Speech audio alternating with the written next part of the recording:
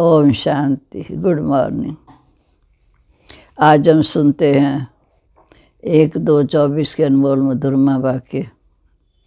बाबा कहते, मीठे बच्चे, अब तक जो कुछ पढ़ा है उसे भूल जाओ, एकदम बचपन में चले जाओ, तब इस रूहानी पढ़ाई में पास हो सकेंगे। प्रश्न है, जिन बच्चों को दिव्य बुद्धि मिली है उनकी निशानी क्या होगी? वह बच्चे इस पुरानी दुनिया को देखते हुए भी नहीं देखेंगे।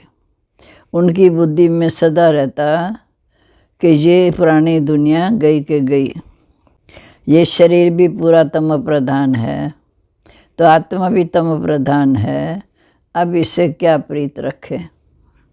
ऐसे दिव्य बुद्धि वाले बच्चों से ही बाप की भी दिल लगती है। ऐसे बच्चे ही बाप की याद में निरंतर रह सकते हैं, सेवा में भी आगे बढ़ सकते हैं। शांति। मीठे मीठे रूहानी बच्चों को रूहानी बाप समझाते हैं। जैसे हद के सन्यासी हैं, वह घर बार छोड़ देते हैं क्योंकि वो समझते हैं कि हम ब्रह्म में लीन हो जाएंगे, इसलिए दुनिया से आसक्ति छोड़नी है। अभ्यास भी ऐसा करते होंगे, जाकर एकांत में रहते हैं। ये हठ योगी तत्वज्ञानी। वैराग आ जाता, परंतु फट से ममत्व मिटता तो नहीं है ना। स्त्री बच्चे आदि सब याद आते रहते। यहाँ तो तुमको ज्ञान की बुद्धि से सब कुछ भूलना होता है। कोई भी चीज़ जल्दी तो भूलती नहीं। अभी तुम ये बेहद का संन्यास करते हो, ये तो सब सन्यासियों को भी रहता है, परंतु बुद्धि में सन्यासी हैं, समझते हैं हम तो ब्रह्म में लीन हो जाएंगे, परंतु हमको देह अभिमान नहीं रखना है। वो है हठ योगी तत्वज्ञानी। उनको ये पता ही नहीं कि हम शांति में कैसे जा सकते हैं। वह योग करते हैं, याद करते हैं ब्रह्म में लीन हो जाएंगे। उन्हें ये नहीं पता कि हम शांति धाम अपने परलौकिक घर कैसे जा सकते हैं। अब तुम बच्चे जानते हो हमको घर जाना है। अब तुम बच्चों को पक्का निश्चय है। बहुत कहते हैं कि इनकी पवित्रता अच्छी है, ज्ञान अच्छा है, संस्था अच्छी है, माताएं मेहनत अच्छी करती हैं, क्योंकि उनके ही माताएं मेहनत अच्छी करती हैं, क्योंकि अथक को समझाती हैं, अपना तन मन धन लगाती हैं, इसलिए अच्छी लगती हैं। परंतु हम भी ऐसा बनने का पुरुषार्थ करें, ये ख्याल नहीं आता। कोई विरला ही निकलता है। तभी बाबा कहते, कोटों में कोई में कोई निकलता है। अर्थात जो तुम्हारे पास आते हैं उनसे कोई बिरला निकलता है। बाकी ये पुरानी दुनिया तो ख़त्म होने वाली है। तुम जानते हो अब बाप आए हुए हैं। साक्षात्कार हो ना हो, विवेक कहता है कि बेहद के बाप आए हैं। ये भी तुम बच्चे जानते हो कि बाप एक है। वही परलौकिक बाप ज्ञान का सागर है। लौकिक को कभी ज्ञान का सागर नहीं कहेंगे। ये भी बाप आकर तुम बच्चों को अपना परिचय देते हैं। तुम जानते हो अब पुरानी दुनिया ख़त्म होने वाली है। हमने 84 जन्मों का चक्कर पूरा किया। अब हम पुरुषार्थ कर रहे हैं वापिस सुख धाम जाने के लिए वाया शांति धाम। पहले शांति धाम ज़रूर जाना है, यहाँ से फिर यहाँ वापिस सतयुग में आना है। मनुष्य इन बातों में मूंझे हुए हैं। वो तो कोई मर रहा तो समझते हैं वैकुंठ गया, परंतु वैकुंठ है कहाँ ये तो जानते ही नहीं। अब तुम भारतवासी बच्चे जानते हो, और धर्म वाले तो इन बातों को जानते नहीं। अभी हम पुरुषार्थ कर रहे हैं फिर वापस घर जाने का। मनुष्य इन बातों को जानते नहीं।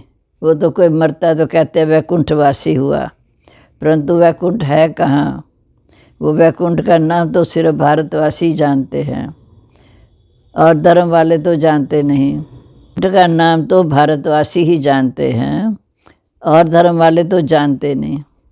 सिर्फ सुना है, चित्र देखे हैं, देवताओं के मंदिर आदि बहुत देखे हैं।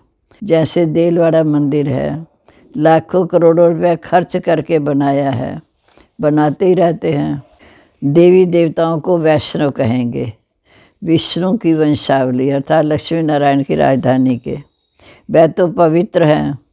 सज्जू को कहा जाता है पवित्र दुनिया, ये है पति दुनिया। सज्जू के वैभवादी भी यहाँ होते नहीं। यहाँ तो अनाज आदि सब तमो प्रधान बन गया, स्वाद भी तमो प्रधान। बच्चियाँ ध्यान में जाती हैं, कहती हैं शुभी रस पी के आए हैं, बहुत स्वाद था। यहाँ भी तुम्हारे हाथ का खाते हैं तो कहते हैं बहुत स्वाद अच्छा है, क्योंकि तुम अच्छी रीति याद में बनाते हो, सब दिल भरकर खाते हैं। तुम योग में रहकर बनाते हो तो स्वादिष्ट होता है नहीं, और ये कईयों को प्रैक्टिस होती है, ऐसे बहुत अच्छा भोजन बनाते हैं।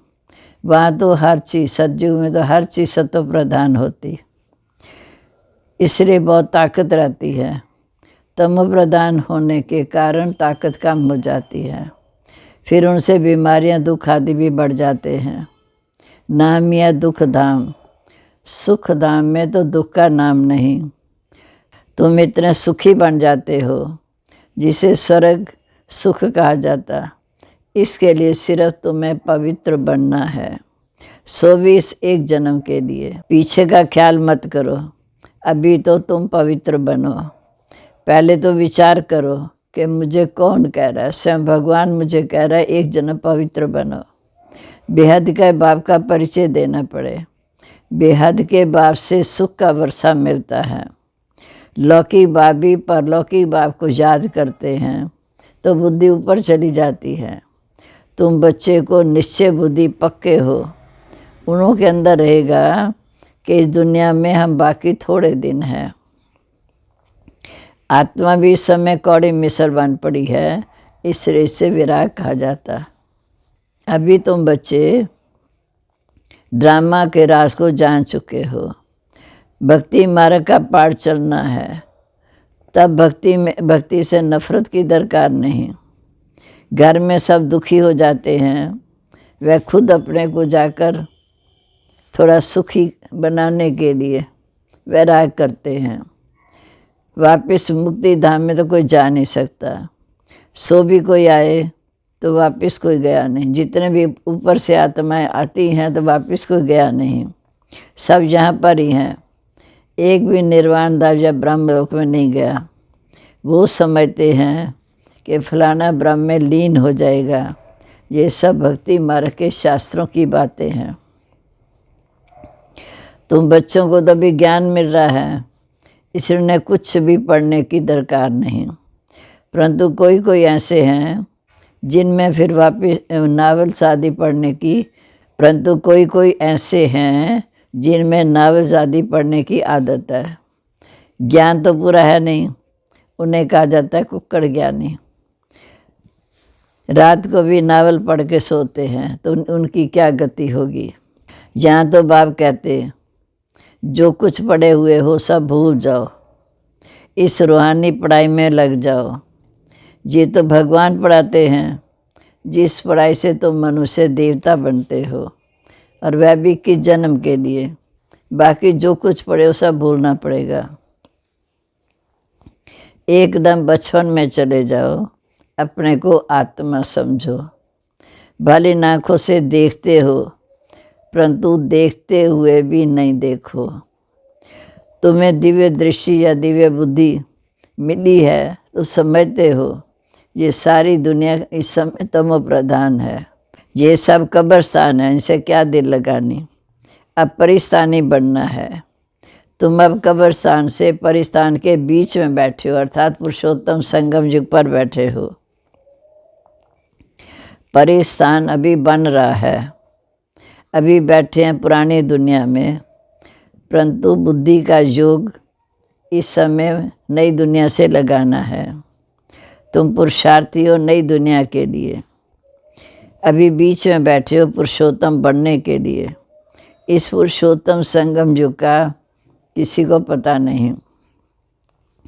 पुरुषोत्तम मास, पुरुषोत्तम युग का मालूम नहीं, अर्थ ही नहीं समझते। पुरुषोत्तम संगम युग को टाइम भी बड़ा थोड़ा मिला है। देरी से जो यूनिवर्सिटी में आए हैं उन्हें बहुत मेहनत करनी पड़ेगी, याद बहुत मुश्किल ठहरती है। तो बाप समझाते हैं ये सारी दुनिया ख़त्म होने वाली है। भले बाप यहाँ बैठे हैं देखते हैं, परंतु बुद्धि में है कि ये सब ख़त्म होने वाला है, कुछ भी रहेगा नहीं। ये तो पुरानी दुनिया है, इससे तो वैराग आना चाहिए। शरीर भी पुराना तम प्रधान है, तो आत्मा भी तम प्रधान।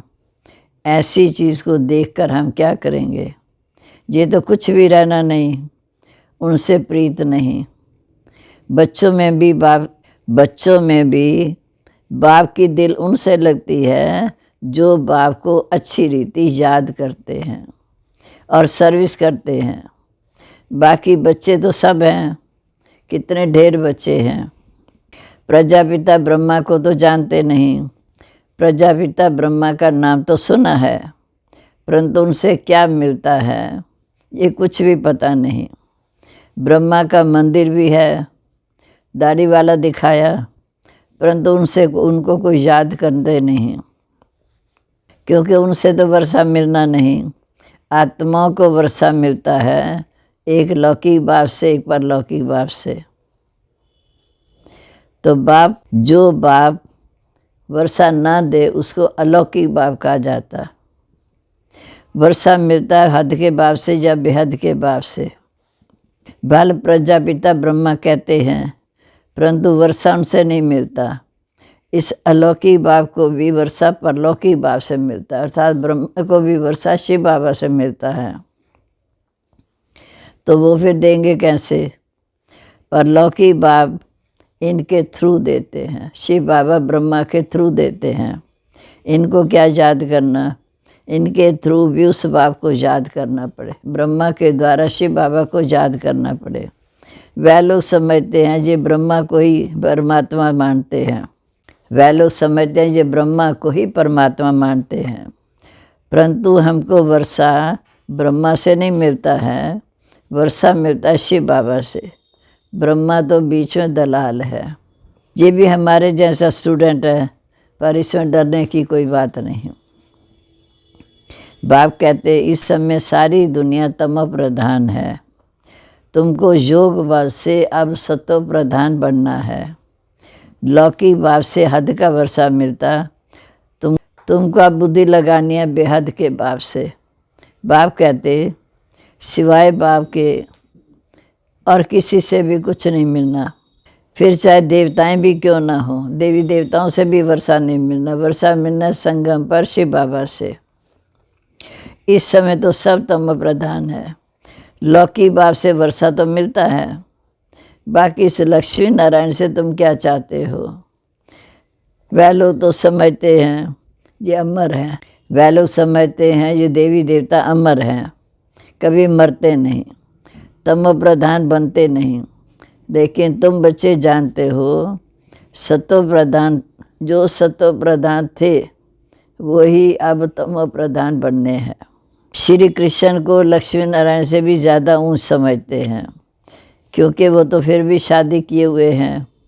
श्री कृष्ण तो जन्म से ही पवित्र है, इसलिए श्री कृष्ण को बहुत प्यार करते हैं, बहुत महिमा है। झूला भी श्री कृष्ण को झुलाते हैं, जयंती भी श्री कृष्ण की मनाते हैं, लक्ष्मी नारायण की क्यों नहीं मनाते? ज्ञान ना होने के कारण फिर श्री कृष्ण को द्वापर में ले गए। कहते हैं द्वापर में श्री कृष्ण ने गीता सुनाई, कहते हैं द्वापर में श्री कृष्ण ने गीता सुनाई, कितना कठिन है उनको समझाना। वो कह देते हैं ज्ञान तो परंपरा से चला आया, परंतु परंपरा भी कब से, पूजा कब से शुरू हुई? द्वापर युग से, ये भी नहीं जानते। इसको कहा जाता पूजा भी कब से शुरू हुई? द्वापर से, ये भी नहीं जानते। इसलिए कह देते रचता और रचना के आद्यमदंत को हम नहीं जानते। लक्ष्मी नारायण का भी जन्मदिन नहीं मनाते। इसको कहा जाता अज्ञान अंधकार। तुम्हारे में भी कोई यथार्थ है, इन बातों को जानते नहीं। तभी कहा जाता महारथी घोड़े सवार प्यादे। भगवान को बागवान माली खिवैया क्यों कहते हैं, ये भी तुम बच्चे ही समझते हो। बाप आकर विषय सागर से उस पार ले जाते, अर्थात शांति धाम ले जाते। तब तो कहते हैं नैया मेरी पार लगा प्रभु। तुमको भी अभी पता पड़ा कि हम कैसे इस दुनिया से उस पार जाएंगे। बाबा को याद करते करते बाबा के पास पहुँचेंगे। बाबा हमको क्षीर सागर में ले जाते हैं, अर्थात सतयुग में ले जाएंगे। वहाँ दुख दर्द की कोई बात नहीं। तुम सुनकर औरों को भी कहते हो कि नैया पार करने वाला खिवैया शिव बाबा आ चुका है। कहते हैं बच्चे, तुम सब अपने को आत्मा समझो, तुम सब अपने को आत्मा समझो। तुम पहले क्षीर सागर में थे, अब विषय सागर में आप पहुँचे हो। पहले तुम देवता थे। स्वर्ग है वंडर ऑफ द वर्ल्ड। सारी दुनिया में रूहानी वंडर है स्वर्ग। नाम सुनकर ही खुशी होती है। हेवन में तुम रहते हो, यहाँ तो 7 वंडर दिखाते हैं। वहाँ तो तुम स्वर्ग के मालिक बनते हो। तुम्हारे रहने के लिए बाबा ने कितना सुंदर वैकुंठ, वंडरफुल वैकुंठ बनाया। तुम तो वंडर ऑफ द वर्ल्ड के मालिक बनते हो। तुम्हारे रहने के लिए बाबा ने कितना वंडरफुल वैकुंठ बनाया है। वह भी 21 जन्म के लिए पद्म पति बनते हो। तो तुम बच्चों को कितनी खुशी रहनी चाहिए। हम उस पार जा रहे हैं। अनेक बार तुम बच्चे स्वर्ग में गए होंगे। ये चक्र तुम लगाते ही रहते हो। तुम्हें पुरुषार्थ ऐसा करना चाहिए जो हम सतयुग के पहले जन्म में आए। बच्चे जोर देते हैं पुरुषार्थ कर नई दुनिया में जाएं। बाबा हमें वंडर ऑफ द वर्ल्ड का मालिक बनाते हैं, तो ऐसे बाप को क्यों नहीं याद करेंगे। बहुत मेहनत करनी है। इसको देखने, इस दुनिया को तो देखते हुए भी नहीं देखो। बाप कहते भल मैं देखता हूँ परंतु मेरे में ज्ञान है। मैं थोड़ी रोज़ का मुसाफिर हूँ। मैं तो समय पर आता हूँ, रोज़ का मुसाफिर नहीं हूँ। तुम भी परम धाम से जाए हो पाठ बजाने, इसलिए इसमें मम्मत तो निकाल दो। मैं थोड़ी रोज़ मुसाफिर हूँ। वैसे तुम भी जाए हो पाठ बजाने, इसलिए इससे मम्मत तो मिटा दो। अच्छा, मीठे मीठे सिक्के लदे बच्चों प्रीत, माता पिता बाप दादा का याद प्यार। Good morning. रूहानी बाप की रूहानी बच्चों को नमस्ते। हम रूहानी बच्चों की रूहानी बाप दादा को नमस्ते। नमस्ते बाबा, गुड मॉर्निंग। शुक्रिया बाबा, शुक्रिया। कितना हमारे लिए ऊंचे से ऊंचा वैकुंठ रचा है। अब धारणा के लिए मुख्य सार पहली पॉइंट है, रूहानी पढ़ाई में सदा बिजी रहना है। कभी भी नावज़ादी पढ़ने की दरकार नहीं। अब तक जो कुछ पढ़ा है उस सब को भूल एक बाप को याद करो। दूसरा, इस पुरानी दुनिया में स्वयं को मेहमान समझकर रहना है। इससे प्रीत नहीं रखनी है, देखते हुए भी नहीं देखना है। अब आज का वरदान, आज सतगुरुवार, प्यारे बाबा का वरदान महसूस करेंगे। हिम्मत और उमंग उत्साह के पंखों से उड़ती कला में उड़ने वाले तीव्र पुरुषार्थी भाव। हिम्मत और उमंग उत्साह के पंखों से उड़ती कला में उड़ने वाले तीव्र पुरुषार्थी भाव। उड़ती कला के 2 पंख हैं, हिम्मत और उमंग उत्साह। किसी भी कार्य में सफलता प्राप्त करने के लिए हिम्मत और उत्साह बहुत ज़रूरी है। जब उमंग उत्साह नहीं होता वहाँ थकावट होती है, और थका हुआ कभी सफल नहीं होगा। वर्तमान समय के अनुसार उड़ती कला के सिवाय मंजिल पर पहुँच भी नहीं सकते, क्योंकि पुरुषार्थ एक जन्म का प्राप्ति की जन्म के लिए, क्योंकि पुरुषार्थ एक जन्म का, प्राप्ति की जन्म के लिए वो भी सारे कल्प के लिए है। तो जब स्वयं की पुरुषार्थ एक जन्म का और प्राप्ति सारे जन्म, पुरुषार्थ एक जन्म का प्राप्ति की जन्म के लिए भी नहीं, सारे कल्प के लिए है। इसलिए समय को पहचान स्मृति में रहता है कि पुरुषार्थ स्वतः तीव्र गति से हो जाएगा। जब समय की पहचान स्मृति में रहती है तो पुरुषार्थ स्वतः तीव्र गति से हो जाएगा। स्लोगन है, सर्व की मनोकामना पूर्ण करने वाले ही कामधेनु हैं। सर्व की मनोकामना पूर्ण करने वाले ही कामधेनु हैं। ओम शांति।